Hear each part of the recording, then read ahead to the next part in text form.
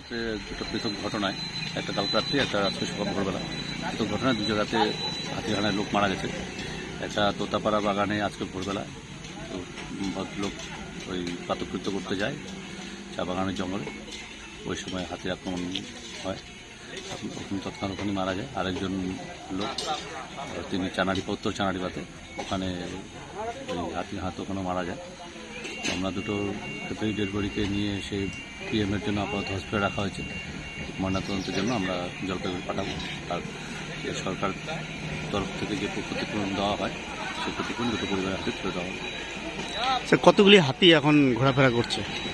Actually আমাদের এখানে মরাঘাটের জঙ্গলে, মরাঘাট রেঞ্জের জঙ্গলে তোতাপাড়া, কুটিমারি, সোনাখালী, গোসাইঘাটি, 4টা জঙ্গল মিলিয়ে হাতির একটা বড় হাতির দলই আছে যারা এখানে রেগুলার বেরোচ্ছে।